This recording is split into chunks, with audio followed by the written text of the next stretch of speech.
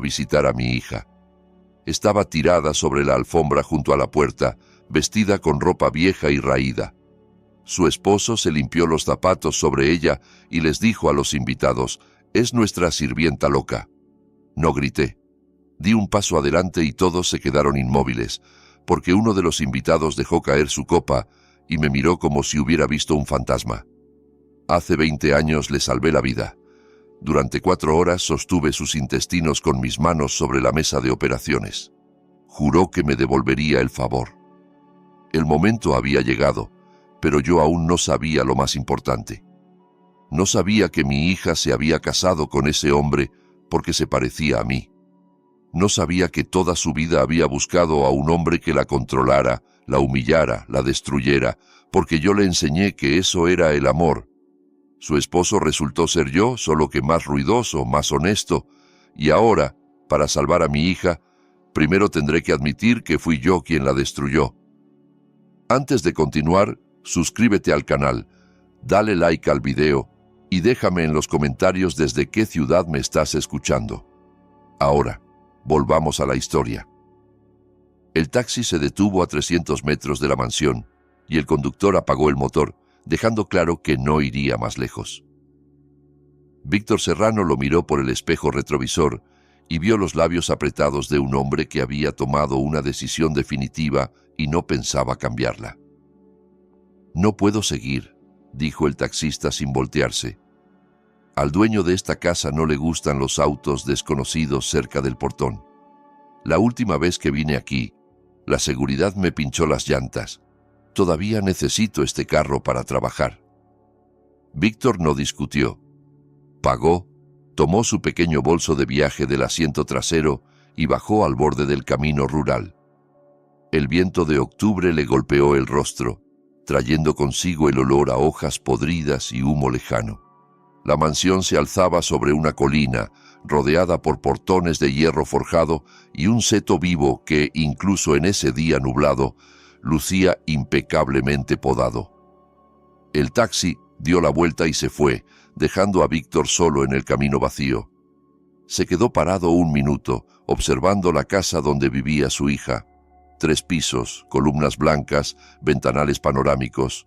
Riqueza que debería significar felicidad. Hace 1 año y medio en la boda, miraba a Ana y pensaba que finalmente había encontrado lo que merecía. Un esposo joven, exitoso, cortés, una casa que parecía un palacio, un futuro en el que nunca tendría que contar el dinero hasta el día de pago, como lo hacía su madre en aquel momento. Desde entonces, Ana había dejado de contestar las llamadas. Primero no atendía el teléfono, luego enviaba mensajes cortos. «Estoy ocupada, te llamo después». Después nunca llegaba.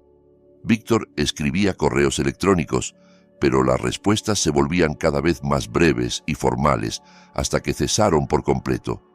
Llamaba al teléfono fijo de la casa, pero siempre contestaba una voz femenina educada, informándole que Ana Victoria estaba descansando y no podía atender. Hace 3 semanas, Víctor recibió el último mensaje de su hija. Solo 2 palabras: «Papá, ayúdame». Llamó de inmediato, pero el número estaba fuera de servicio. Desde entonces, el teléfono permanecía en silencio, y ahora estaba aquí, sin aviso, sin invitación. Un cirujano militar retirado de 60 años que en su vida había visto muchas cosas, pero nunca había sentido un frío en el pecho como el que sentía ahora, mirando esa hermosa Casa Blanca. Víctor se echó el bolso al hombro y caminó por el sendero hacia los portones. Con cada paso, el frío en su pecho se intensificaba, aunque no podía explicar por qué. Todo parecía normal. Un jardín bien cuidado detrás de la cerca, autos lujosos en el camino de entrada, luz en las ventanas del primer piso, sonidos de música y risas que venían de algún lugar adentro. Junto al portón había una caseta de seguridad, pero estaba vacía. Víctor presionó el timbre y esperó. Nadie respondió. Presionó de nuevo, más largo esta vez. Silencio otra vez. Entonces empujó la puerta pequeña junto al portón principal, esperando que estuviera cerrada, pero cedió fácilmente. Víctor entró al terreno y avanzó por el camino de entrada hacia la entrada principal. Ahora escuchaba la música más claramente, algún tipo de jazz y las voces de muchas personas. En la casa claramente había una fiesta. Al subir al porche, tocó el timbre. Esperó, tocó de nuevo. Nadie abrió la puerta, aunque se escuchaba ruido detrás de ella.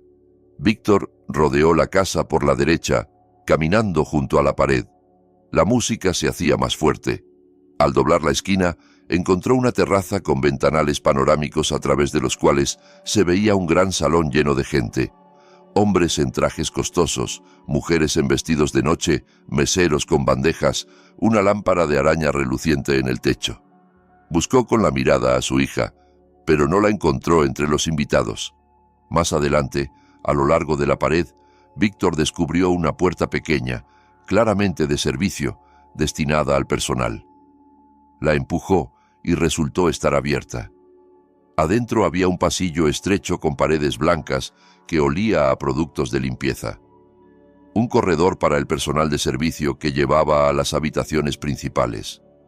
Víctor lo recorrió, abrió otra puerta y se encontró en el vestíbulo de la mansión. Y entonces vio a su hija. Ana estaba tirada en el piso junto a la puerta de entrada, directamente sobre el tapete decorativo que decía «Bienvenidos». Llevaba una camiseta gris desteñida y pantalones deportivos con agujeros en las rodillas. Su cabello, antes abundante y brillante, colgaba en mechones enredados y grasientos. No se movía, solo miraba al techo con ojos vacíos, como si no viera ni escuchara nada a su alrededor. Los invitados pasaban junto a ella como si fuera un mueble. Algunos pasaban por encima de sus piernas, otros la rodeaban sin mirar hacia abajo. Y entonces, del salón salió un hombre joven con un traje gris perfectamente entallado. Víctor lo reconoció. Adrián, el esposo de Ana, el yerno al que solo había visto en la boda y que entonces había causado la impresión de ser una persona educada y segura de sí misma. Adrián se acercó a la puerta sin mirar al suelo, se paró directamente sobre Ana, sobre su abdomen, y comenzó a limpiarse las suelas de sus zapatos de charol. Frotó primero una, luego la otra, como si no fuera una persona, sino un simple tapete de entrada. «Damas y caballeros», dijo en voz alta, dirigiéndose a los invitados en el vestíbulo, «no presten atención, es nuestra sirvienta loca. La pobrecita no está bien de la cabeza, pero nosotros cuidamos de ella. Es nuestra forma de hacer caridad». Algunos invitados se rieron. Otros negaron con la cabeza con falsa compasión. Nadie protestó. Víctor estaba de pie en la entrada del pasillo de servicio, y el mundo a su alrededor se redujo al tamaño de esa escena. Al cuerpo de su hija en el piso, a los zapatos lustrados sobre su abdomen, a las risas que sonaban como el chirrido del vidrio contra el vidrio. No gritó, no se lanzó hacia adelante. Dio un solo un paso hacia el vestíbulo, y en ese momento alguien en el salón dejó caer una copa. El tintineo del cristal contra el piso de mármol hizo que todos voltearan la cabeza. En la entrada del salón había un hombre canoso de unos 65 años, con un impecable traje azul oscuro. La copa de champán yacía a sus pies y un charco dorado se extendía por el suelo, pero él no lo notaba. Miraba a Víctor como si hubiera visto a alguien resucitar de la tumba. Víctor también lo reconoció. Esos ojos los había visto hace 20 años, cuando se abrieron después de una operación de muchas horas. Guerrero. Ignacio Guerrero. Entonces era un joven empresario que había sufrido un terrible accidente en una carretera de montaña. Ruptura del bazo, daño hepático, múltiples hemorragias internas. Cualquier otro cirujano habría rechazado el caso, habría dicho que no había esperanza. Víctor operó durante 4 horas seguidas, literalmente armando al hombre pieza por pieza. Cuando Guerrero recuperó la conciencia, lloraba y repetía: «Le devolveré el favor. Cueste lo que cueste, estoy en deuda con usted por el resto de mi vida».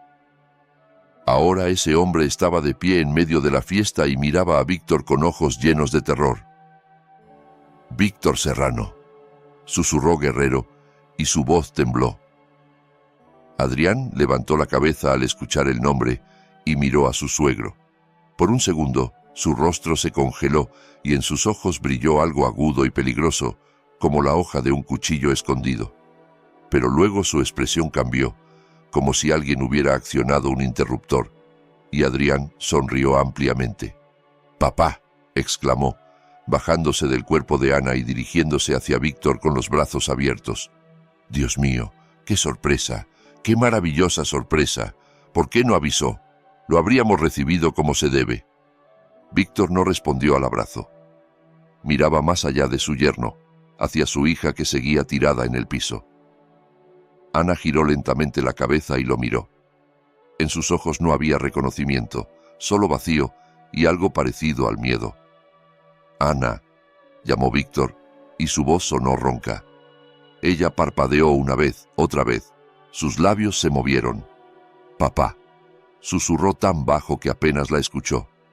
«Papá, ¿estás vivo?» Adrián se volvió hacia los invitados aún sonriendo. «Amigos, disculpen este pequeño espectáculo. Mi esposa y su padre no se habían visto en mucho tiempo». Se puso nerviosa. Ya saben cómo son las mujeres de emocionales. Hizo una señal al guardia junto a la puerta y éste comenzó a guiar suavemente a los invitados de regreso al salón. La gente se iba, mirando hacia atrás con curiosidad, susurrando sobre lo que habían visto. Guerrero no se movió de su lugar. Permanecía de pie, mirando a Víctor, y en su mirada se leía algo parecido a una súplica. Adrián se acercó a Ana y la ayudó a levantarse. Ella se movía como una marioneta tirada por hilos invisibles. Sus brazos colgaban inertes a los lados de su cuerpo, y Víctor vio las marcas en la parte interior de sus codos. Pequeños moretones, marcas de inyecciones. Muchas marcas. «Cariño, mira quién vino», murmuró Adrián sosteniendo a su esposa por la cintura. «Tu papá. ¿No es maravilloso?» Ana miraba a Víctor y lentamente, muy lentamente, algo vivo apareció en sus ojos. Reconocimiento y junto con él, miedo. Un miedo tan intenso que se estremeció con todo el cuerpo. «¿Estás vivo?», repitió. «Él dijo que habías muerto. Me mostró el periódico. Un obituario». «¿Qué?». Víctor dio un paso hacia ella. «¿Qué obituario? Ana, ¿de qué hablas?». Adrián se rió, y esa risa sonó absolutamente natural, absolutamente despreocupada. «Mi pobre niña. ¿Ve, papá, cómo confunde las cosas? Es la enfermedad, alucinaciones, delirios. Los médicos dicen que es una forma de esquizofrenia provocada por las drogas. Sí, me cuesta hablar de esto, pero su hija se volvió adicta a sustancias prohibidas. Hago todo lo posible para ayudarla, los mejores médicos, los mejores medicamentos, pero hasta ahora, lamentablemente, sin mucho progreso». Víctor miró a los ojos de su yerno. 30 años de práctica quirúrgica le habían enseñado a ver la mentira, a ver el miedo oculto tras la bravuconería, a ver el cálculo detrás de la sonrisa. «Quiero hablar con mi hija a solas», dijo. Por supuesto», asintió Adrián. «Pero primero vamos a instalarlo. Tenemos suficientes habitaciones de huéspedes. Debe estar cansado del viaje. Y a Ana la voy a acostar a descansar ahora. Necesita tomar su medicamento. Quiero hablar con ella ahora. Papá, por favor». Adrián bajó la voz y se acercó más. «No haga una escena delante de los invitados. Esta es gente importante. Mi negocio depende de ellos. Hablemos de todo con calma, en familia. Llevo a Ana arriba y luego usted y yo conversamos, de hombre a hombre. ¿De acuerdo?». No esperó respuesta. Tomó a Ana del codo y la condujo hacia la escalera del segundo piso. Ella caminaba detrás de él dócilmente, como una niña. Solo una vez miró hacia atrás a su padre, y en su mirada había tanto dolor que a Víctor se le cortó la respiración. Quiso seguirlos. Dio un paso hacia la escalera, y entonces 2 hombres corpulentos en trajes negros aparecieron frente a él como si hubieran brotado del suelo. Seguridad. «Disculpe, señor», dijo uno de ellos con educación pero firmeza. «El señor le pide que lo espere en su despacho». Víctor podría haber intentado pasar, podría haber armado un escándalo, pero entendía que eso no serviría de nada. 2 guardias contra un hombre de 60 años. Incluso si lograba subir, ¿luego qué? Adrián llamaría a la policía y formalmente tendría razón. Allanamiento de propiedad privada, agresión, necesitaba información, necesitaba un plan. Está bien, dijo Víctor. ¿Dónde está el despacho? Lo condujeron a través del vestíbulo, pasando por el salón donde la fiesta continuaba como si nada hubiera pasado, hasta un ala alejada de la casa. El despacho resultó ser una habitación espaciosa con paneles de roble en las paredes, un escritorio macizo y sillones de cuero. Detrás del vidrio de los estantes había libros que claramente nadie había leído nunca. Lomos demasiado parejos, encuadernaciones demasiado idénticas. Los guardias se quedaron afuera de la puerta. Víctor se acercó a la ventana y miró el jardín oscuro. Sus manos temblaban. No de miedo, sino de la ira que contenía con todas sus fuerzas. La puerta se abrió y entró Guerrero. Se veía 10 años más viejo que cuando Víctor lo vio en el vestíbulo.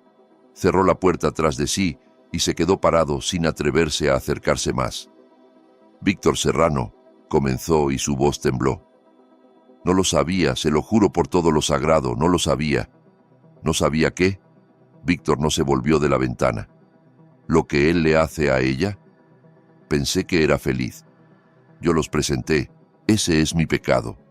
Ahora Víctor se volvió y miró al hombre cuya vida había salvado 20 años atrás. Cuénteme, dijo, todo desde el principio. Guerrero se dejó caer en un sillón como si las piernas se negaran a sostenerlo. Hace 2 años, comenzó. Estaba en una gala benéfica. Adrián también estaba allí. Es hijo de un antiguo socio de negocios. Nos pusimos a conversar. Mencionó que estaba buscando esposa. Me acordé de su hija. Ella trabajaba entonces en una editorial. La había visto un par de veces en presentaciones. Inteligente, hermosa, modesta, la esposa ideal para un hombre de su círculo. Se quedó en silencio, frotándose la frente. Los presenté, organicé un encuentro en una recepción. Se gustaron. 6 meses después, la boda. Estuve en ella, vi cómo ella lo miraba. Estaba enamorada, verdaderamente enamorada. Y luego me fui a Europa por 6 meses. Negocios.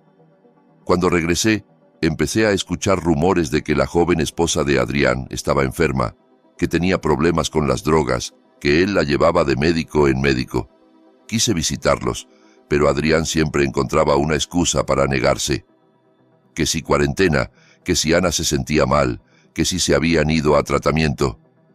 Guerrero levantó los ojos hacia Víctor. Hoy la vi por primera vez en 1 año. Y lo vi a usted. Y entendí que él le está haciendo lo mismo que les hizo a las otras. Víctor sintió como el frío en su pecho se convertía en hielo. ¿Cuáles otras? Guerrero abrió la boca para responder, pero en ese momento la puerta se abrió de golpe y entró Adrián. Sonreía, pero sus ojos eran fríos y atentos, como los de alguien que evalúa a un oponente. Ignacio, dijo con reproche, ¿dejó a los invitados por una conversación privada? Eso no es muy cortés. Guerrero se puso de pie, y Víctor vio cómo palidecía. Miedo. Este hombre influyente le tenía miedo a un muchacho de 35 años. Solo quería... comenzó Guerrero. Entiendo, lo interrumpió Adrián. Quería presentar sus respetos al padre de mi esposa. Muy conmovedor. Ahora, por favor, regrese con los invitados. Necesito hablar con mi suegro a solas. Guerrero miró a Víctor. En su mirada había algo parecido a una disculpa y a una advertencia. Nos veremos de nuevo, dijo en voz baja y salió.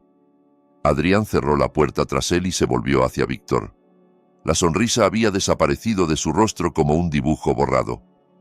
Bueno, dijo, acercándose al escritorio y sentándose en la silla del dueño. Hablemos. De hombre a hombre. Adrián se recostó en la silla y cruzó los brazos sobre el pecho, observando a Víctor con la expresión de alguien que tiene la situación completamente bajo control. En su rostro no quedaba ni rastro de la sonrisa amable que había mostrado a los invitados. Ahora era el rostro de un depredador que ha arrinconado a su presa y disfruta de su indefensión. «Siéntese», indicó hacia el sillón frente al escritorio. «La conversación será larga». Víctor no se sentó. Permanecía de pie junto a la ventana, con los brazos cruzados, mirando a su yerno como solía mirar a los oficiales jóvenes que intentaban mentirle. Esa mirada hacía que la gente sudara y tartamudeara, pero Adrián la sostuvo sin muestras visibles de incomodidad. «Como quiera», se encogió de hombros Adrián, «quédese de pie si le resulta más cómodo, aunque a su edad yo cuidaría las piernas». «¿Qué está pasando con mi hija?» Víctor no preguntaba, exigía una respuesta. Adrián suspiró con el aire de alguien que tiene que explicar cosas obvias a un interlocutor que no comprende. Abrió un cajón del escritorio, sacó una carpeta y la puso frente a él. «Esperaba que no llegáramos a esto», dijo.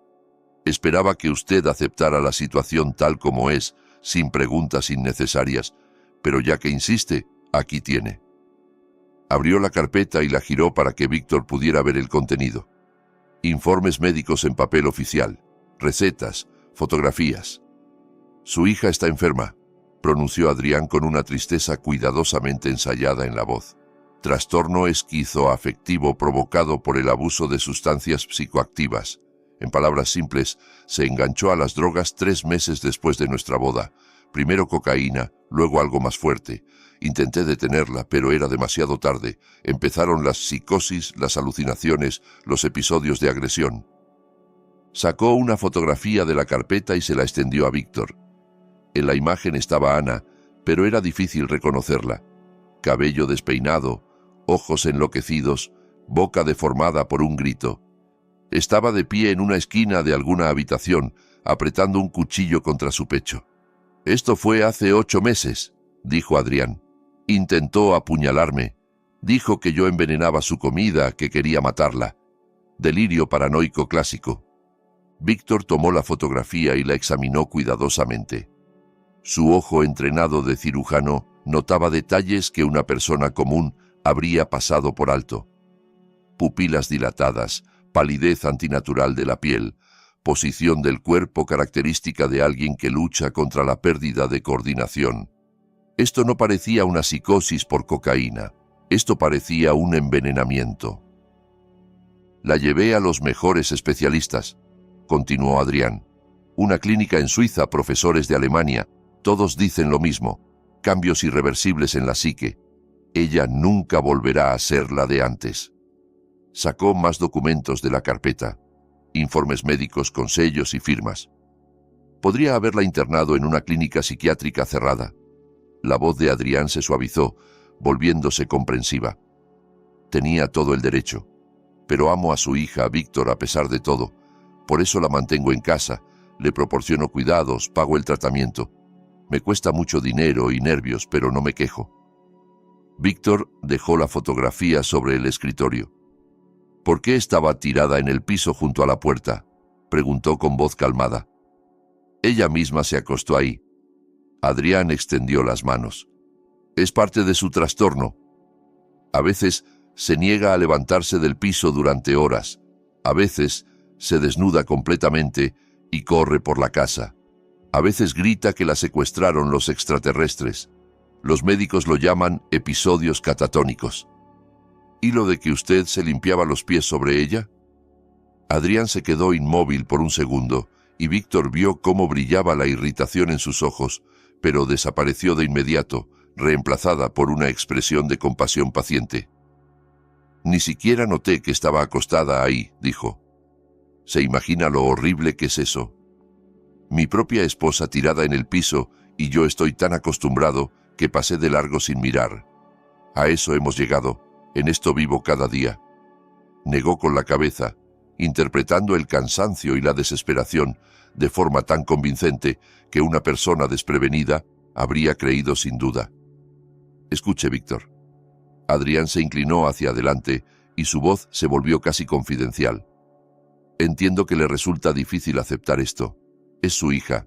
La recuerda diferente, sana y feliz. Pero la realidad es lo que es. Ana está enferma. Seriamente, posiblemente incurablemente enferma. Hago todo lo que está en mi poder para aliviar su sufrimiento. Víctor guardó silencio, procesando lo que había escuchado. En 30 años como cirujano, había aprendido a escuchar no solo las palabras, sino también las pausas entre ellas. Había aprendido a notar cómo respira una persona cuando dice la verdad y cómo cuando miente. Adrián mentía. Víctor estaba tan seguro de ello como de su propio nombre. Pero la certeza sola no era suficiente. Necesitaba pruebas.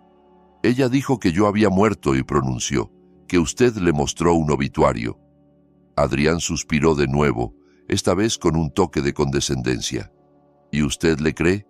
¿A una mujer que ayer afirmaba que el gato del vecino le hablaba en alemán? Negó con la cabeza. Víctor, entiendo los sentimientos de un padre, pero seamos realistas.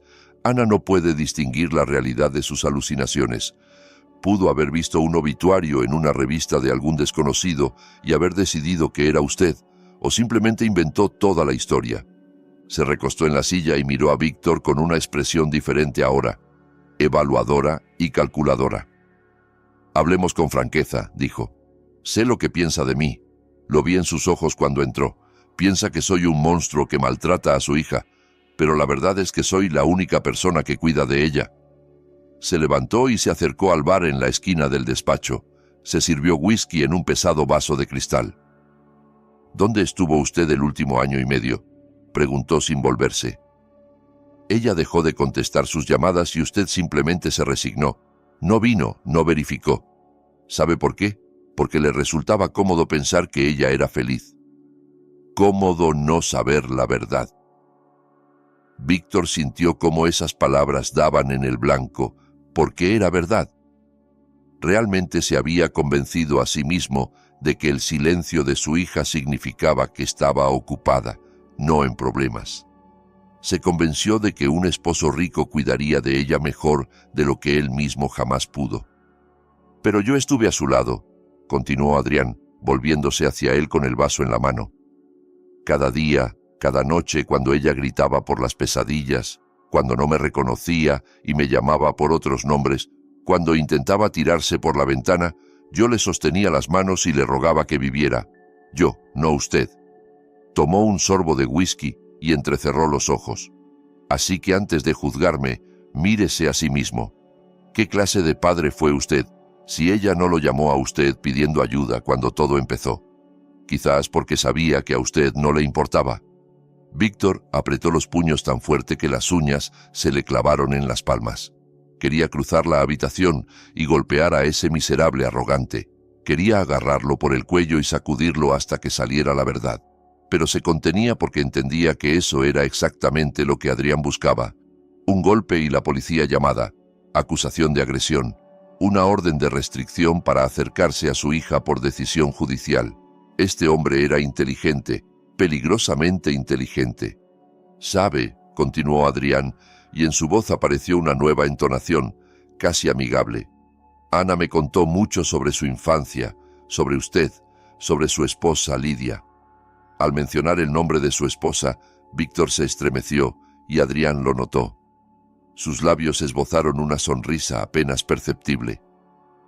Me contó cómo su mamá le tenía miedo, cómo caminaba por la casa de puntillas para no molestar al gran cirujano, cómo lloraba de noche en el baño para que nadie la oyera, cómo le pedía que la dejara ir a visitar a su hermana por una semana, y usted decía, no, porque su lugar era junto a su esposo.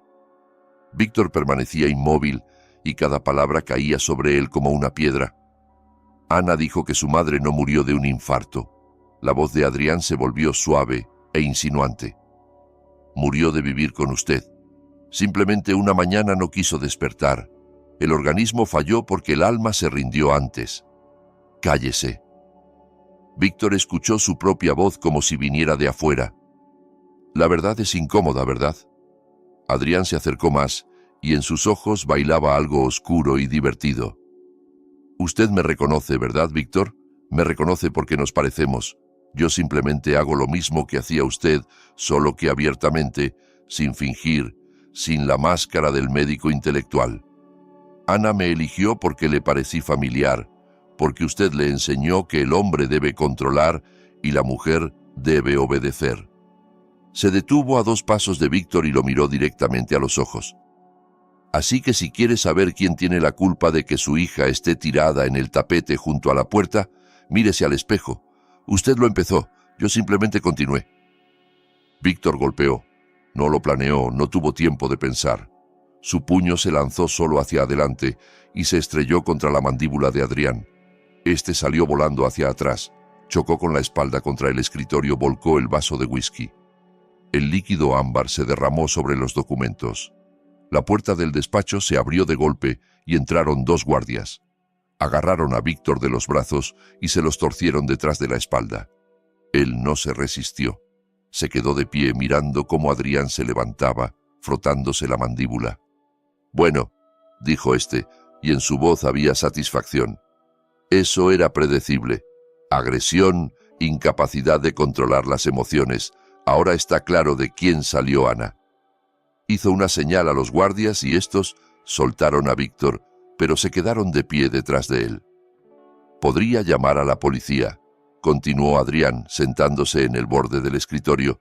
«Agresión en mi propia casa es un caso criminal, pero no lo haré porque entiendo sus sentimientos. Es padre, está alterado, lo perdono».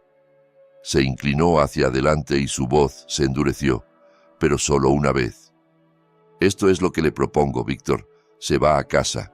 Hoy, ahora mismo. Regresa a su vida y no vuelve más por aquí. Yo le transferiré dinero cada mes. Suficiente para que viva bien. Viajes, buena comida, atención médica, todo lo que quiera». «¿Y si me niego?». Adrián se encogió de hombros. «Entonces internaré a Ana en una clínica psiquiátrica cerrada. Tengo todos los documentos necesarios, informes médicos, firmas de doctores. El tribunal la declarará incapacitada en un día. Y a usted lo acusaré de allanamiento de propiedad privada y agresión al dueño de la casa. Mi padrino es juez del Tribunal Supremo. ¿Cómo cree que terminará esto para usted?». Víctor guardó silencio. En su cabeza giraban pensamientos a toda velocidad. Ana en el piso, las marcas de inyecciones en sus brazos, los ojos vacíos, las palabras «estás vivo». Y junto a esto, las palabras de Adrián sobre Lidia, sobre la esposa que lloraba en el baño, sobre el control, sobre que Ana había elegido a alguien parecido, y la terrible comprensión de que en esas palabras había verdad.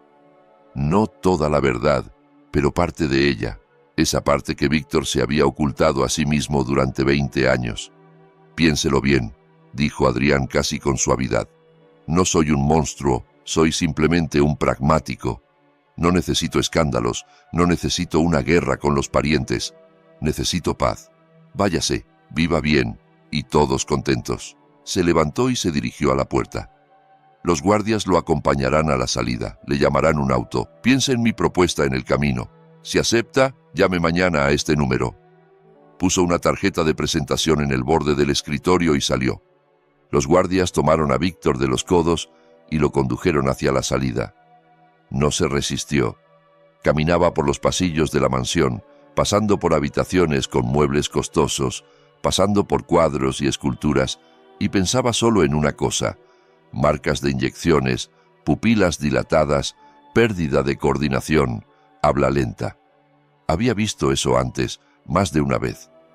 Durante su servicio en el hospital militar, cuando traían prisioneros que habían sido interrogados con sustancias químicas, fármacos que borran la voluntad, fármacos que causan alucinaciones y paranoia, fármacos que hacen que una persona sana parezca un demente. A Ana no la estaban tratando, la estaban envenenando. Los guardias lo sacaron por la entrada principal y lo dejaron en el porche. Abajo, en el camino de entrada, ya esperaba un taxi. Víctor bajó los escalones, se subió al auto y dio la dirección de la estación de tren. El taxi arrancó y la mansión comenzó a empequeñecerse en la ventana trasera. Pero Víctor no miraba hacia atrás. Miraba la tarjeta de presentación que aún sostenía en la mano. En el reverso de la tarjeta, debajo del número telefónico impreso, alguien había escrito a mano unas palabras: «Guerrero, hoy, calle del Río 12, lo espero». La letra era desconocida. Alguien de los invitados, alguien que vio lo que pasó. Víctor guardó la tarjeta en el bolsillo y le dio al conductor una nueva dirección. La casa en la calle del Río resultó ser una mansión antigua, encajada entre edificios de oficinas modernos como un fragmento del siglo pasado que la ciudad había olvidado demoler. El taxi se detuvo frente a los portones de hierro forjado, detrás de los cuales se veía un jardín descuidado, con árboles desnudos y senderos de piedra agrietados. Víctor pagó y bajó, sintiendo cómo el frío nocturno se colaba bajo su abrigo. Los portones estaban entreabiertos como si lo esperaran. Caminó por el sendero hasta la maciza puerta de madera y no alcanzó a tocar cuando se abrió.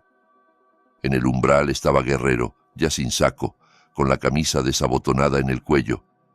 Se veía como un hombre que no había dormido en varios días y no planeaba dormir en otros tantos más. «Entre», dijo en voz baja, y se hizo a un lado para dejarlo pasar. La casa olía a madera vieja y polvo de libros. Guerrero lo condujo por un pasillo oscuro hasta una sala donde ardía una chimenea y había 2 sillones orientados hacia el fuego. En la mesita entre ellos ya estaban preparados una jarra con coñac y 2 copas. «Siéntese».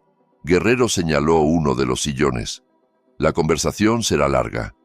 Víctor se sentó, pero rechazó el coñac. Guerrero se sirvió, tomó un gran trago y se dejó caer en el sillón de enfrente. Durante varios minutos permanecieron en silencio, mirando el fuego. Luego Guerrero habló. «Hace 20 años usted me sacó del otro mundo», comenzó. «Estaba muerto, Víctor. Los paramédicos me cerraron los ojos y le dijeron a mi esposa que se preparara para el funeral. Y entonces apareció usted. 4 horas en la mesa de operaciones, 43 suturas, 7 litros de sangre de donantes. Me armó de nuevo como a una muñeca rota». Balanceó la copa en su mano, mirando cómo el coñac reflejaba la luz de las llamas. «Cuando desperté, lo primero que dije fue una promesa de que le devolvería el favor, costara lo que costara, en cualquier momento. Recuerdo cada palabra porque me las repetí todos los días durante todos estos años». «Entonces devuélvamelo», dijo Víctor. «Cuénteme todo lo que sabe sobre Adrián». Guerrero levantó los ojos hacia él, y en ellos había el dolor de alguien que se prepara para confesar algo terrible. «Debo empezar por mí mismo», pronunció en voz baja, «porque sin eso no entenderá. Adrián es mi pecado. Yo creé a ese monstruo». Dejó la copa y entrelazó las manos frente a él. Su padre, Pablo Domínguez, era mi socio de negocios. Empezamos juntos en los 90, cuando el dinero se hacía de maneras que es mejor no recordar. Pablo era un hombre despiadado, pero yo lo consideraba amigo. Cuando Adrián tenía 15 años, Pablo me pidió que fuera su padrino. Acepté sin pensarlo. Se levantó y se acercó a la chimenea mirando el fuego. Adrián creció siendo un chico extraño, inteligente, encantador, pero frío. Nunca lloraba, ni siquiera cuando se raspaba la rodilla o sacaba malas notas. Pensé que era fortaleza de carácter. Ahora entiendo que era la ausencia de algo importante dentro, eso que nos hace humanos. «¿Qué pasó con sus esposas?», preguntó Víctor. Guerrero se volvió y su rostro se contrajo. La primera, Marina, era hija de un banquero, una chica hermosa, 22 años, recién graduada de la universidad. Se casaron hace 6 años. Un año después ella terminó en una clínica psiquiátrica en Suiza. Diagnóstico oficial: psicosis aguda por adicción a las drogas. Sus padres intentaron sacarla de allí, pero Adrián logró que la declararan incapacitada. Ahora él es su tutor legal. Toda su herencia, que no era poca, pasó a su control. Volvió al sillón y se sentó, apoyándose pesadamente en los brazos. La segunda esposa, Olga, era viuda de un industrial, mayor que Adrián por 5 años. Una mujer muy rica. Estuvieron casados 11 meses. Luego ella murió de una sobredosis de somníferos. La investigación se cerró en 3 semanas. Suicidio por depresión, dijeron. Adrián heredó todo. Y usted se quedó callado. La voz de Víctor sonó sorda. No lo sabía. Guerrero levantó las manos en gesto defensivo. Se lo juro, no lo sabía. Pablo aún estaba vivo entonces. Él encubría a su hijo. Y yo no quería ver, no quería creer. Adrián era tan encantador, tan convincente. Lloró en el funeral de Olga con lágrimas reales. Yo le sostenía el hombro y lo consolaba. Se cubrió el rostro con las manos. Cuando me pidió que lo presentara a su hija, estaba feliz de ayudar. Pensé que estaba haciendo algo bueno, que estaba uniendo a dos buenas personas. Ana era tan luminosa, tan llena de vida. Pensé que ella lo cambiaría. ¿Cuándo entendió la verdad?, preguntó Víctor. Hace 3 meses. Guerrero se descubrió el rostro. Pablo estaba muriendo de cáncer y lo visité en el hospital. Estábamos solos y él empezó a hablar, a confesarse, como a veces hacen los moribundos. Me contó sobre Marina, sobre Olga, sobre cómo pagaba a los médicos por diagnósticos falsos, sobre cómo sobornaba a investigadores y jueces. Estaba orgulloso de eso, ¿entiende? Orgulloso del hijo que había criado. Su voz se quebró. Dijo que Adrián era especial, que sabía ver en las mujeres lo que ellas mismas no sabían de sí mismas. Sus debilidades, sus miedos, sus heridas, y usarlo todo para romperlas desde adentro. Esa fue su palabra, romper. Víctor sintió cómo el frío se extendía por su columna vertebral. ¿Por qué no fue a la policía? Guerrero soltó una risa amarga. ¿Con qué? Con los delirios de un viejo moribundo. Sin pruebas.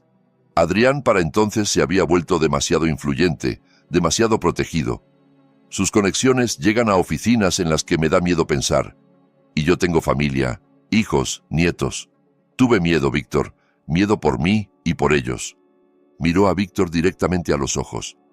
Pero hoy, cuando vi a su hija en el piso, cuando lo vi a usted en la entrada, entendí que no podía seguir callado. No puedo vivir con esto.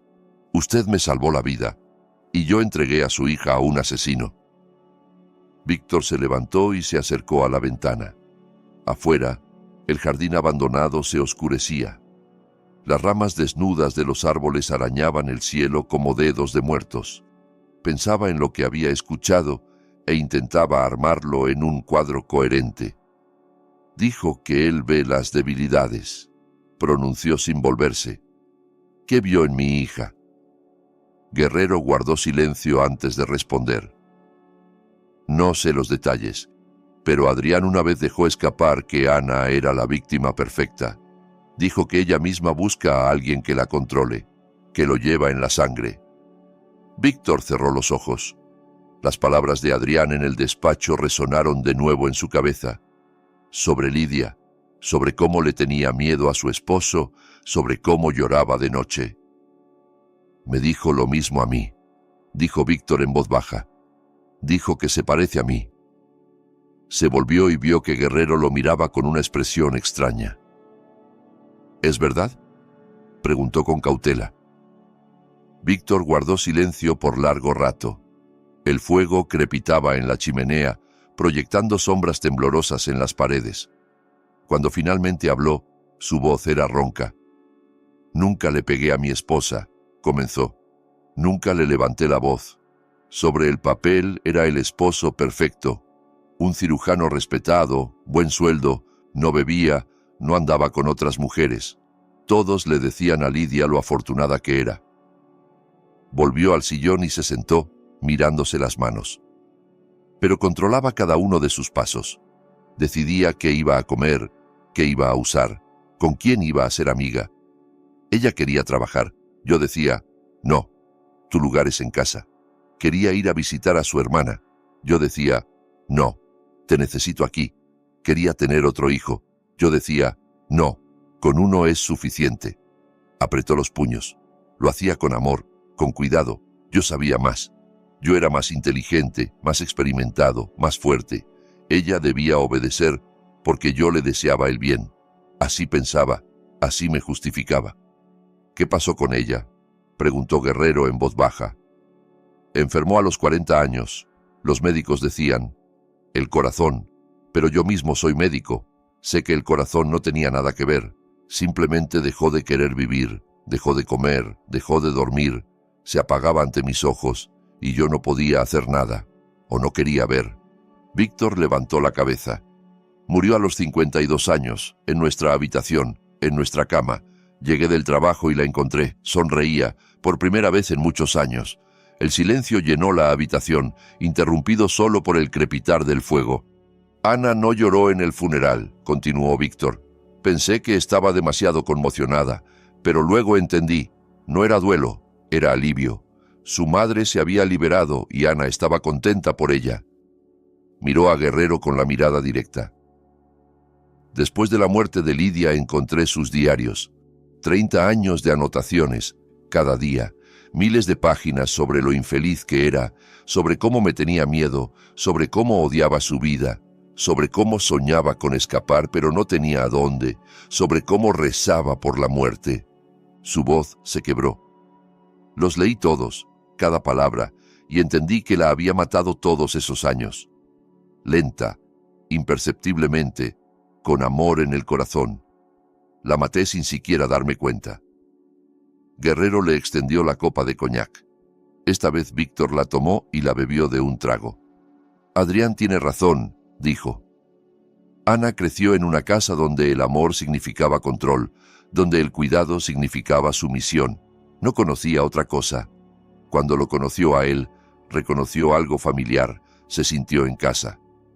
Eso no lo hace culpable de lo que él le está haciendo, dijo Guerrero. No, coincidió Víctor, pero me hace responsable de que ella quedara indefensa. Le enseñé a aceptar la violencia como amor, creé a la víctima que él encontró. Se puso de pie, y en sus ojos había una nueva determinación. Pero todavía puedo arreglar esto. No puedo devolver los años que le quité a Lidia. No puedo anular lo que le enseñé a Ana, pero puedo sacarla de ahí. Puedo darle la oportunidad de otra vida. ¿Cómo?, preguntó Guerrero. Él tiene dinero, conexiones, abogados. Usted no tiene nada. Lo tengo a usted, dijo Víctor. Usted conoce gente, sabe dónde buscar. Tengo mis conocimientos médicos. Entiendo lo que él le está haciendo. Y tengo algo que él no tiene. Que no tengo nada que perder. Guerrero lo miró por largo rato y algo cambiaba en su rostro. El miedo cedía lugar a otra cosa. Quizás vergüenza, quizás determinación. Está bien, dijo finalmente. Ayudaré. Pero debe entender a lo que se enfrenta. Si perdemos, Adrián nos destruirá a ambos, y a Ana se la llevarán a un lugar del que no se regresa. Si no lo intentamos, ella ya no regresará, respondió Víctor. Guerrero asintió y sacó el teléfono. Tengo un contacto en la fiscalía, alguien honesto, en la medida de lo posible hoy en día. Si puedo conseguir rastros de los fármacos en su sangre, testimonios de testigos, grabaciones de las cámaras de vigilancia. Hay cámaras en la casa, pero el acceso solo lo tiene Adrián. Guerrero negó con la cabeza. El personal de servicio está intimidado, no hablarán, y los médicos que le recetan los medicamentos están comprados de pies a cabeza. Tiene que haber alguien, insistió Víctor. Alguien que vea lo que está pasando y no pueda vivir con eso. Guerrero se quedó pensativo. Hay una empleada doméstica, dijo lentamente. Sofía. Trabaja allí desde el principio, desde la primera esposa. He visto cómo mira a Adrián, como si quisiera decir algo pero tuviera miedo. ¿Puede contactarla? Lo intentaré, pero es peligroso.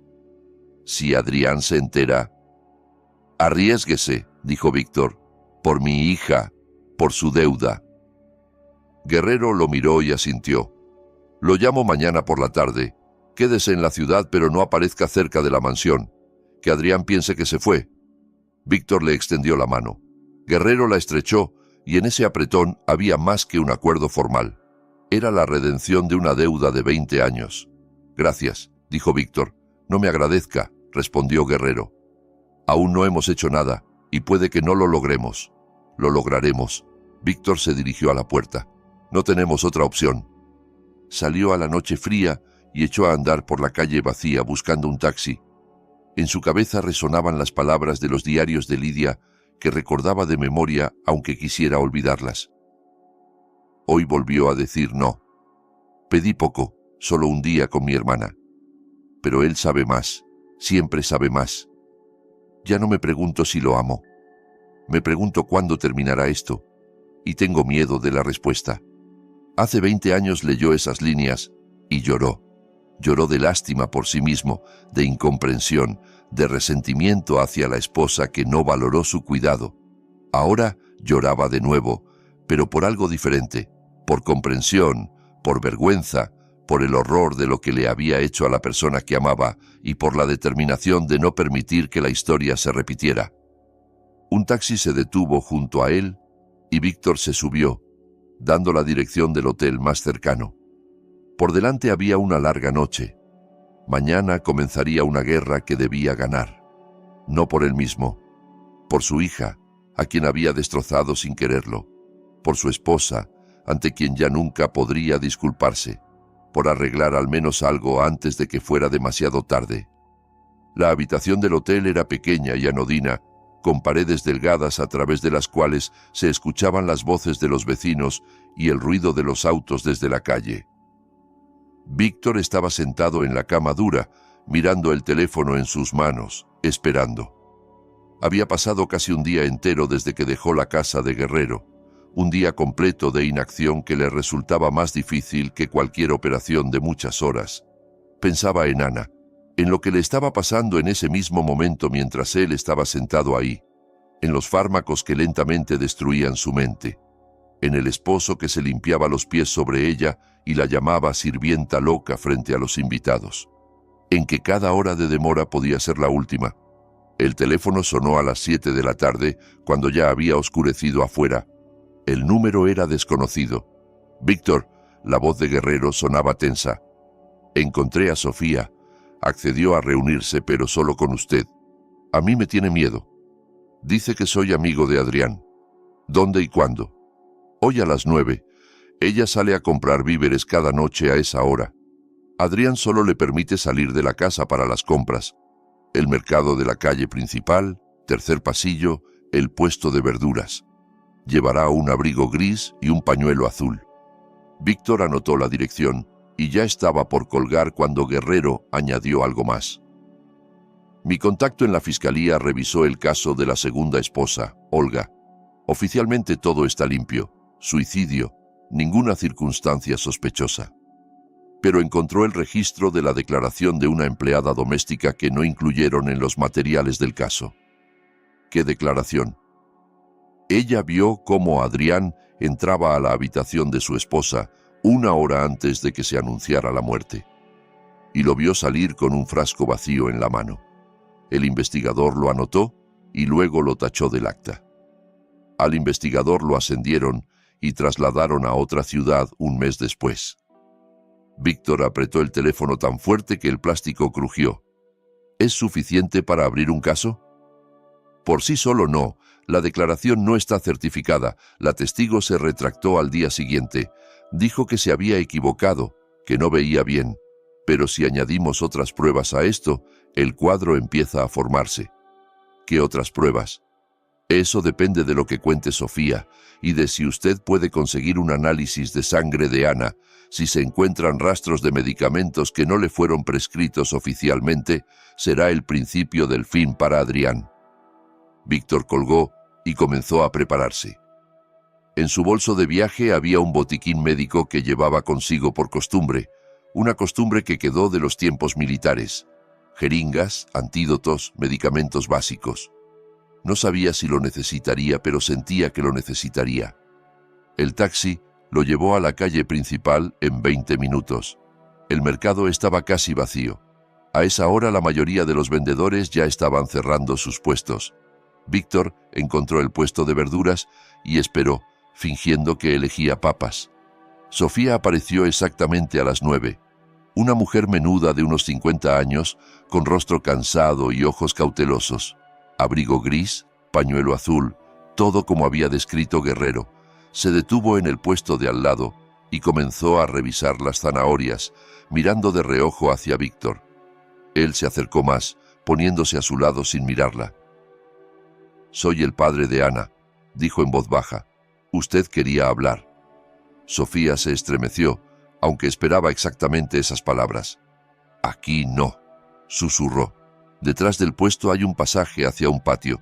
Vaya usted primero». Yo lo alcanzo. Víctor hizo lo que le dijo. Pasó entre los puestos, encontró el pasaje estrecho entre las paredes y salió a un patio oscuro lleno de cajas vacías y bolsas. Un minuto después apareció Sofía, mirando a su alrededor como un animal acorralado. «Tengo poco tiempo», comenzó a hablar apresuradamente. Si me retraso más de media hora, él empieza a preguntar, ¿y si sospecha que hablé con alguien? No terminó, pero no hacía falta. «Cuéntemelo todo», dijo Víctor, desde el principio.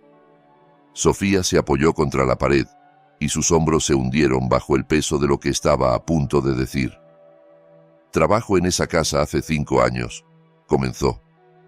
«Desde la primera esposa. Marina era una buena chica, alegre, amable. Los primeros meses después de la boda era feliz. Y después empezaron los cambios». «¿Qué cambios?» «Primero pequeños. Empezó a olvidar palabras en medio de una conversación. Confundía los días de la semana. Se quedaba dormida en lugares extraños, directamente durante el almuerzo o en el sofá en medio del día. Adrián les decía a los invitados que estaba agotada.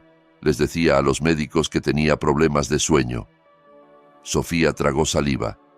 Y luego empezaron las pesadillas. Se despertaba de noche y gritaba que alguien quería matarla, que había gente escondida en las paredes, que la comida estaba envenenada. Los médicos dijeron psicosis paranoica. Empezaron a tratarla, a darle pastillas, pero solo empeoraba. ¿Vio cómo le daban esas pastillas? Sofía asintió. Adrián personalmente, cada mañana, cada noche. Decía que no le confiaba eso a nadie más, que cuidaba de ella, y ella le creía. Hasta el final le creyó que él quería ayudarla. Víctor sentía cómo crecía en él una ira fría, pero se contenía. Necesitaba información, no emociones. ¿Qué pasó después? Al año se la llevaron a una clínica. Adrián lloraba cuando firmaba los papeles. Decía que le partía el corazón, pero que tenía que pensar en su salud. Todos le tenían compasión. Un esposo tan amoroso, una tragedia así. Sofía hizo una mueca de asco. Y yo vi cómo sonreía cuando el auto con ella se fue. Vi cómo esa misma noche invitó amigos y celebró hasta el amanecer, y escuché cómo le decía a alguien por teléfono que el trabajo estaba hecho. ¿Por qué no se fue entonces? ¿A dónde? Sofía lo miró con amargura. Tengo 55 años, sin educación, sin familia, sin ahorros. Adrián paga bien, y trabajo para gente como yo hay poco. Y además, pensé que me estaba equivocando, que me lo estaba imaginando, que eso no podía estar pasando. Negó con la cabeza. Y luego apareció la segunda esposa, Olga, una mujer inteligente, fuerte. Pensé que ella lo manejaría. Los primeros meses realmente lo mantenía a raya, discutía con él, le ponía condiciones. Él escuchaba, asentía, aceptaba. Pero luego noté que su té tenía un olor extraño, ligeramente amargo, apenas perceptible. Le pregunté al cocinero qué le ponía, y el cocinero dijo que el té lo preparaba personalmente Adrián, cada mañana para su amada esposa. Sofía se secó los ojos con el dorso de la mano. A los 3 meses Olga empezó a cambiar. Se volvió callada, dócil, confundida. Olvidaba de qué estaba hablando un minuto antes. Lloraba sin razón. Los médicos decían, depresión. Le recetaban pastillas. Adrián le daba esas pastillas y algo más suyo. ¿Sabe exactamente qué le daba? Encontré un frasco en el basurero de su baño. Un líquido transparente, sin etiqueta. Quería guardarlo, mostrárselo a alguien, pero Adrián notó que había estado revisando la basura. No dijo nada, solo me miró. Con eso bastó. Se estremeció. Al día siguiente Olga murió, y encontré una nota en mi almohada. Solo tenía escrita una palabra: silencio. Víctor entendía ahora por qué esta mujer tenía tanto miedo, y entendía cuánto valor le costaba esta conversación. ¿Y mi hija?, preguntó. ¿Qué le hace a ella? Sofía bajó la mirada. Lo mismo, solo que más lento. Ana resistió más que las otras. Los primeros 6 meses fue una verdadera luchadora. Le gritaba, amenazaba con irse, llamaba a sus familiares. A Adrián hasta le gustaba. Lo escuché decirle a un amigo que le gustan los desafíos. Ella me llamaba, dijo Víctor con voz sorda. En los primeros meses. Y luego él le quitó el teléfono. Dijo que ella se ponía muy nerviosa con las conversaciones con los parientes, que necesitaba tranquilidad. Ella le creyó. Siempre le creía, porque él sabía decir las palabras correctas. Sofía lloró. Le mostró un periódico con su obituario. Yo misma lo vi. Ella lloró durante 3 días, no comía, no bebía, y él la consolaba, la sostenía en sus brazos, le decía que ahora él era su única familia, que nunca la abandonaría. ¿De dónde sacó el obituario? Lo imprimió él mismo. Tiene gente que puede hacer cualquier documento, pasaportes, certificados, páginas de periódico, lo que sea. Ana no lo verificó. Estaba demasiado destrozada. Víctor se apoyó contra la pared, sintiendo cómo la tierra se movía bajo sus pies. Su hija había creído durante 1 año y medio que él estaba muerto. 1 año y medio sin nadie que pudiera ayudarla. ¿Qué le da?, preguntó, reuniendo los restos de su autocontrol. ¿Qué medicamentos? No sé los nombres, pero sé que le agrega un polvo blanco a la comida y le pone inyecciones cada noche antes de dormir. Dice, son vitaminas. Pero yo he visto lo que hacen esas vitaminas. Ella ya no reconoce a la gente, ni siquiera a mí. Le tiemblan las manos, especialmente por las mañanas. Camina insegura, como borracha, y constantemente tiene sueño, pero cuando se duerme, grita por las pesadillas. Víctor escuchaba y mentalmente elaboraba una lista. Alucinaciones, temblor, alteración de la coordinación, confusión. Signos clásicos de envenenamiento con neurolépticos combinados con algo más. Posiblemente escopolamina o algo del mismo grupo. Necesito llegar hasta ella, dijo. Esta noche, ¿puede llevarme a la casa? Sofía retrocedió y en sus ojos brilló el miedo. Es imposible. La seguridad, las cámaras, si él se entera... No se enterará. Víctor dio un paso hacia ella. Usted dijo que sale a comprar víveres cada noche. Eso significa que sabe cuándo cambia la guardia, sabe dónde están los puntos ciegos de las cámaras, sabe cómo pasar sin ser visto. Sofía guardó silencio, y él veía cómo luchaban en ella el miedo y la conciencia. Escúcheme, le tomó los hombros.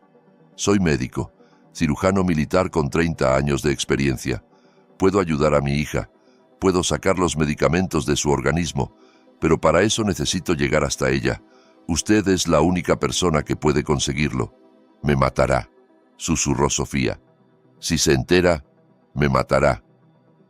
Si usted no hace nada, matará a Ana, igual que mató a Olga. ¿Podrá vivir con eso? ¿Podrá volver a ver cómo otra mujer muere en esa casa? Sofía cerró los ojos. Las lágrimas corrían por sus mejillas. Hoy a las 2 de la madrugada, dijo finalmente. La guardia cambia a esa hora, 5 minutos en que el terreno está sin vigilancia. La puerta trasera por la que entró usted ayer, la dejaré abierta. La habitación de Ana está en el 2.º piso, la tercera puerta a la derecha desde la escalera. Gracias. Víctor le soltó los hombros. Le está salvando la vida. O nos estoy condenando a muerte a los dos. Sofía se secó las lágrimas y sacó un teléfono de su bolso. Aquí está mi número. Si algo sale mal, no venga. Se lo haré saber. Dictó el número y se fue tan silenciosamente como había aparecido, disolviéndose en la oscuridad entre los puestos. Víctor se quedó solo en el patio entre las cajas vacías y el olor a verduras podridas. Miró el reloj. Las 9:30. Hasta las 2 de la madrugada quedaban más de 4 horas. Tiempo para prepararse. Volvió al hotel y extendió el contenido de su botiquín médico sobre la cama. Jeringas, ampollas, vendas, un frasco de solución salina, un paquete de carbón activado y, lo más importante, 2 antídotos que siempre llevaba consigo por costumbre de los tiempos del hospital militar. El primero era para intoxicación por barbitúricos. El segundo para anticolinérgicos, ese mismo grupo de fármacos al que pertenece la escopolamina. Si sus suposiciones eran correctas, uno de estos antídotos ayudaría a Ana a recuperar la lucidez al menos temporalmente. Víctor verificó las fechas de vencimiento, verificó la integridad de las ampollas, preparó todo lo que pudiera necesitar. Luego se sentó junto a la ventana y esperó. A la 1:45 llamó un taxi y pidió que lo dejaran a 3 cuadras de la mansión. El resto del camino lo hizo a pie, manteniéndose en la sombra de los árboles y las cercas. La noche era sin luna y la oscuridad lo ocultaba mejor que cualquier camuflaje.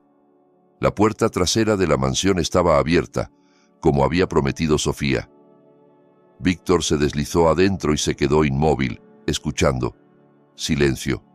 Solo el zumbido de un refrigerador en algún lugar de la cocina y el ronquido lejano de un guardia en la habitación junto a la entrada principal.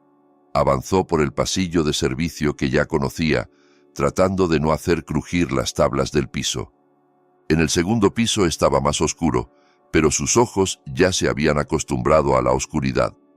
La tercera puerta a la derecha desde la escalera, recordó. La puerta no estaba cerrada con llave. Víctor la empujó y entró. La habitación resultó ser grande y casi vacía. Una cama contra la pared, una mesita de noche, una ventana con las cortinas cerradas, y Ana, tendida en la cama en una postura antinatural, como si la hubieran arrojado allí y olvidado. Víctor se acercó y se arrodilló junto a la cama. En la oscuridad, el rostro de su hija parecía de cera, sin vida. Le buscó el pulso en el cuello, débil pero regular. Luego sacó una pequeña linterna del bolso y la encendió, cubriendo la luz con la palma. Las pupilas de Ana estaban dilatadas, casi no reaccionaban a la luz. En sus brazos había marcas de múltiples inyecciones, viejas y nuevas. La piel pálida, seca, los labios agrietados. Revisó la mesita de noche. Un vaso de agua medio vacío, pastillas en un blister sin etiqueta, un frasco con un líquido transparente, también sin etiqueta. Víctor olió el líquido y reconoció el olor característico. Su suposición se confirmó. Sacó la jeringa y la ampolla con el antídoto. Sus manos no temblaban, aunque el corazón le latía tan fuerte que el golpeteo resonaba en sus sienes. 30 años de práctica le habían enseñado a separar las emociones de las acciones. Ahora no era un padre, era un cirujano. La inyección tomó unos segundos. Ahora solo quedaba esperar. Víctor se sentó en el borde de la cama y tomó la mano de su hija entre las suyas. La mano estaba fría e inerte, como la de un niño dormido. Miraba su rostro y recordaba cómo era de pequeña, cómo corría por la casa, cómo reía, cómo le abrazaba el cuello cuando él volvía del trabajo. Cuando dejó de abrazarlo, no lo recordaba. No notó el momento en que su hija empezó a evitarlo, cuando la calidez se convirtió en distancia educada, cuando el amor se transformó en obligación. Pasaron 10 minutos, luego 20. Ana seguía inmóvil, y de pronto sus párpados se movieron. Los dedos se apretaron débilmente alrededor de su mano. Los labios se entreabrieron. «Papá», susurró tan bajo que apenas la escuchó. «Papá». Víctor se inclinó más cerca. «Estoy aquí», dijo. «Estoy contigo». Ana abrió los ojos lentamente. En ellos había confusión, miedo y algo más, algo parecido a la esperanza. «¿Estás vivo?», parpadeó como si no creyera lo que veían sus propios ojos. «Él dijo que habías muerto. Me mostró el periódico. Pensé que había mentido». Víctor le apretó la mano con más fuerza. «Estoy vivo. Vine por ti». Ana intentó sentarse, pero su cuerpo no le respondía. Se dejó caer sobre la almohada y las lágrimas corrieron por sus mejillas. «Quería llamarte», susurró. «Cuando todo empezó, pero él me quitó el teléfono. Dijo que a ti no te importaba, que nunca me habías querido. Y luego me mostró el obituario y le creí. Creí que me había quedado sola». «No estás sola». Víctor sentía cómo las lágrimas le quemaban los propios ojos. «Nunca estuviste sola. Es mi culpa que terminaras aquí. Te enseñé lo que no debía. Te mostré un amor equivocado. Pero ahora te voy a sacar de aquí. ¿Me oyes? Nos iremos juntos». Ana lo miraba, y en sus ojos asomaba una claridad que no había tenido ayer. El antídoto estaba funcionando. «Él no me dejará ir», dijo. Tiene guardias, abogados, conexiones. Me dijo que era su propiedad, que no iría a ninguna parte. Se equivoca, respondió Víctor, porque ahora me tienes a mí, y no me iré hasta que seas libre. En algún lugar abajo se cerró una puerta de golpe. Se escucharon pasos. Víctor se tensó, listo para actuar. La puerta de la habitación se entreabrió, y en el marco apareció el rostro de Sofía. «¡Rápido!», susurró. «El cambio de guardia terminó antes. Tienen 3 minutos». Víctor actuó con rapidez, como estaba acostumbrado a actuar en el quirófano cuando cada segundo cuenta. Tomó a Ana de los brazos y la ayudó a sentarse en la cama. Su cuerpo estaba débil, casi sin peso, pero sus ojos ya miraban con conciencia, y eso daba esperanza. «¿Puedes caminar?», preguntó en un susurro. Ana intentó levantarse, pero las piernas se le doblaron y casi se cayó. Víctor la sostuvo y entendió que tendría que cargarla. La rodeó por la cintura, echó el brazo de ella sobre su hombro y se dirigió hacia la puerta. Sofía esperaba en el pasillo, atenta a los sonidos en la casa. En algún lugar abajo hablaban los guardias. Sus voces sonaban amortiguadas, pero se acercaban. «No la escalera principal», susurró Sofía. «Hay un pasadizo de servicio al final del pasillo que lleva a la cocina y de ahí por la puerta trasera». Avanzaron por el pasillo oscuro y Víctor sentía cómo Ana intentaba caminar sola. Intentaba no ser una carga, aunque sus piernas apenas le respondían. La escalera de servicio resultó ser estrecha y empinada. Bajar por ella con una persona semi-inconsciente en brazos era casi imposible. Pero Víctor lo logró, agarrándose del pasamanos con una mano y sosteniendo a su hija con la otra. La cocina estaba vacía y oscura. Sofía los guió entre las mesas y los refrigeradores hasta la puerta que daba al patio. Faltaban unos pasos para la libertad, y entonces se encendió la luz. Adrián estaba de pie contra la pared opuesta, apoyado en el marco de la puerta con una copa de vino en la mano. Llevaba una bata de casa y se veía completamente relajado, como si los hubiera estado esperando y no le sorprendiera en absoluto. «¡Qué escena tan conmovedora!», dijo, y su voz sonaba casi amigable. El padre abnegado rescatando a su pobre hija de las garras del villano, como en una mala película. Víctor se detuvo, instintivamente cubriendo a Ana con su cuerpo. Sofía retrocedió hacia una esquina. Su rostro se había vuelto blanco como la tiza. «Sofía, Sofía», Adrián negó con la cabeza con fingida decepción. «Yo te trataba como a un miembro de la familia. Te pagaba el doble del precio de mercado. Hacía la vista gorda ante tus pequeños robos, y esta es tu gratitud». «Yo no robé nada», susurró Sofía con voz temblorosa. «¿Robaste?», Adrián sonrió. «Al menos eso dirá la policía cuando encuentre las joyas de mi esposa en tu habitación. Ya están ahí, por cierto. Las puse esta mañana, por si acaso». Tomó un sorbo de vino y se volvió hacia Víctor. «Y usted, Víctor, me decepcionó más que nadie. Le ofrecí una salida digna, dinero, tranquilidad, la posibilidad de vivir el resto de su vida con comodidad. En lugar de eso, decidió jugar al héroe». «Apártese de la puerta», dijo Víctor con voz calmada. «¿O qué?». Adrián se rió. «¿Me va a golpear de nuevo? Mis guardias estarán aquí en 30 segundos y esta vez no seré tan indulgente». Dejó la copa en la mesa y sacó un teléfono del bolsillo de la bata. Una llamada y los dos van a la policía. Allanamiento, intento de secuestro de una persona incapacitada, agresión al dueño de la casa. Y Ana irá a una clínica psiquiátrica cerrada. Tengo todos los documentos necesarios, informes médicos, firmas de doctores. El tribunal la declarará incapacitada en un día. Y a usted lo acusarán de allanamiento y agresión. Mi padrino es juez del Tribunal Supremo. ¿Cómo cree que terminará esto para usted?». «Ella no está incapacitada». Víctor dio un paso adelante.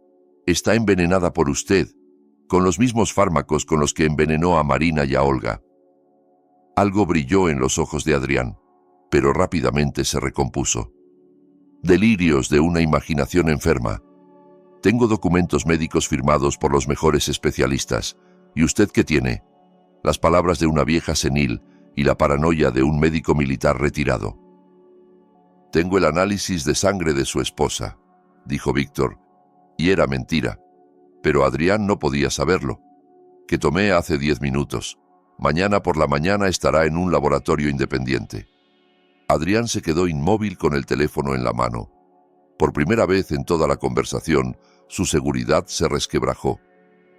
Está faroleando. Compruébelo.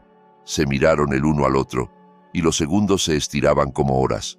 Luego la puerta de la cocina que daba a la entrada se abrió de golpe y entraron varias personas. Pero no era la seguridad.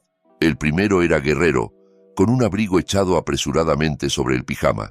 Detrás de él, un hombre con uniforme de la fiscalía con una carpeta en las manos y 2 policías de civil que inmediatamente se dispersaron por la cocina, bloqueando las salidas.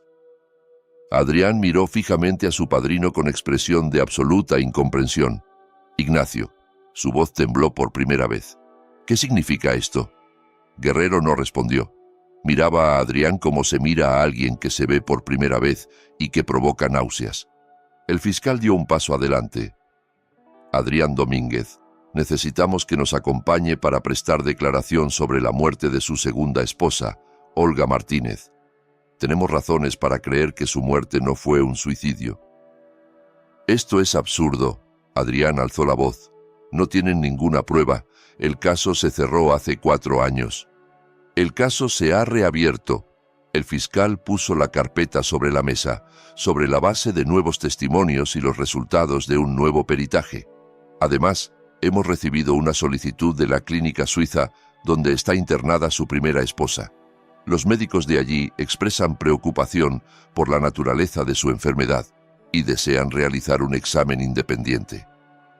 Adrián dirigió la mirada a Guerrero. «Fuiste tú», siseó. «Tú, a quien mi padre sacó de la miseria, a quien le dio todo».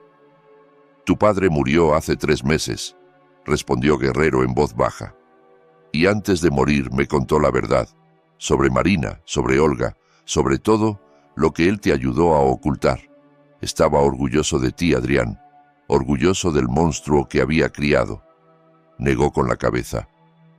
«Y yo llevé 20 años cargando una deuda con el hombre que me salvó la vida y se la pagué entregando a su hija a un asesino. Hoy corrijo ese error». Adrián se lanzó hacia la puerta trasera, pero uno de los policías fue más rápido. Un segundo después ya estaba con la cara contra la mesa de la cocina, las manos sujetas a la espalda. Las esposas se cerraron en sus muñecas. «Tengo un abogado», gritó. «Tengo conexiones. No saben con quién se han metido». El fiscal asintió a los policías y estos levantaron a Adrián. «Sus conexiones están muy ocupadas ahora», dijo con calma, respondiendo preguntas sobre su propia participación en sus asuntos. Ignacio resultó ser un interlocutor muy informativo. Se llevaron a Adrián hacia la salida. En la puerta se volvió y miró a Ana, que permanecía de pie apoyada en su padre y por primera vez en mucho tiempo miraba a su esposo sin miedo. «Sigue siendo mía», dijo. «Por ley no irás a ninguna parte». Ana se irguió. Su voz era débil pero firme. «Voy a pedir el divorcio hoy y daré testimonio de todo lo que me hiciste, de cada pastilla, de cada inyección, de cada día que me robaste». Dio un paso hacia él y Víctor se asombró de cuánta fuerza había en esta mujer demacrada. «Decías que era tu propiedad, que era el tapete de la puerta en el que te limpiabas los pies. Ahora el tapete de la puerta eres tú, y yo paso por encima de ti». Se dio la vuelta y se alejó sin mirar atrás. Víctor la siguió, y lo último que escuchó fue la voz de Adrián, quebrándose en un grito. «Esto no ha terminado. ¿Me oyes? Esto no ha terminado». Pero era el final, al menos para él.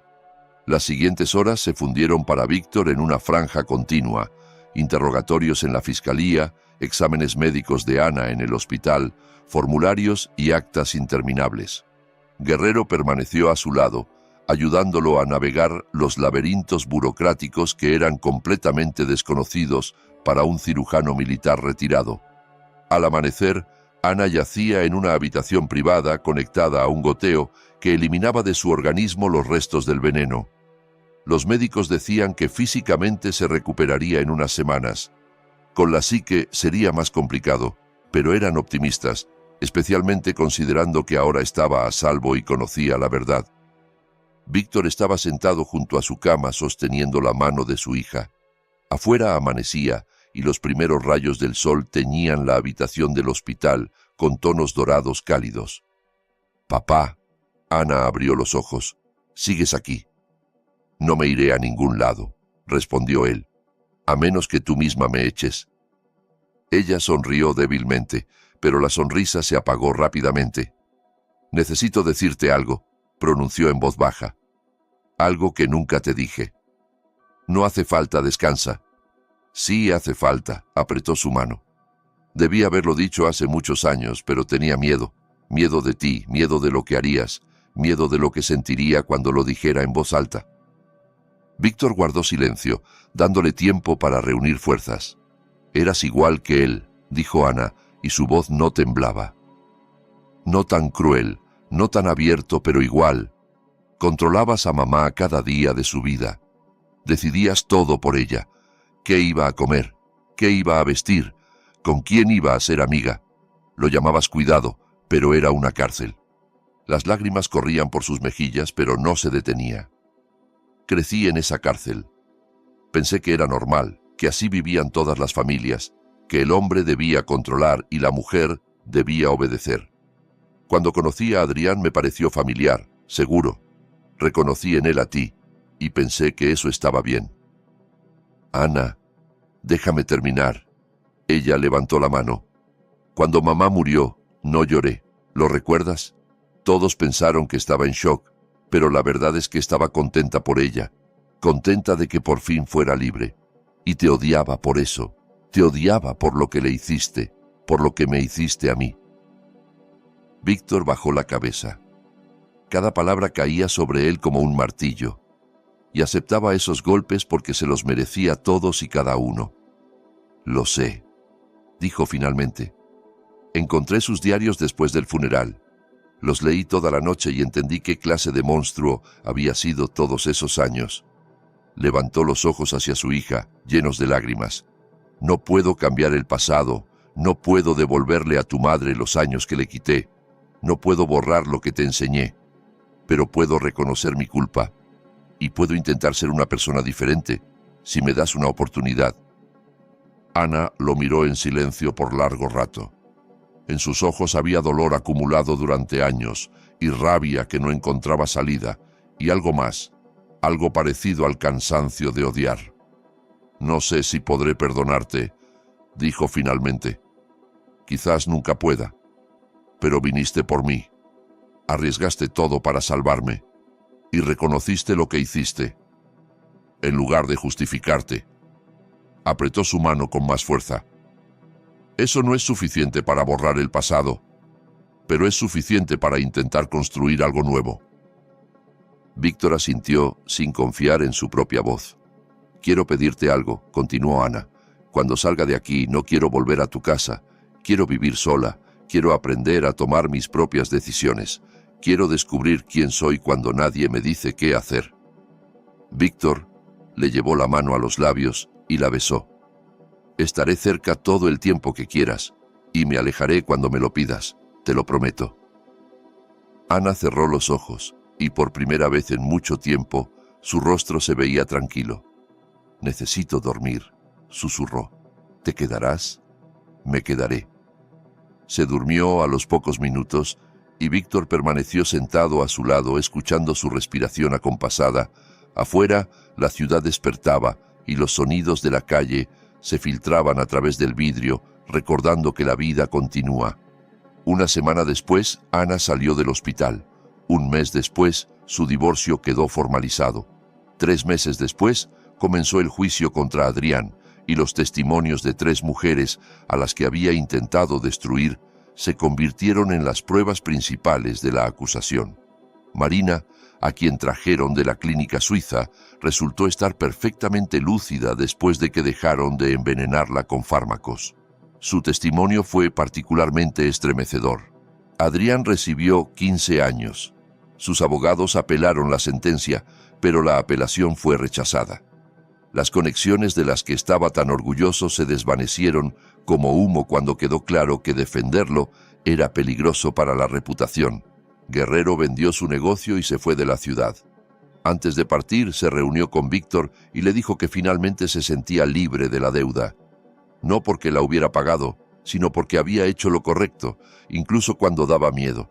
Sofía consiguió trabajo en un asilo de ancianos donde nadie había oído hablar de ella. Le escribía cartas a Ana cada mes, y Ana respondía cada una.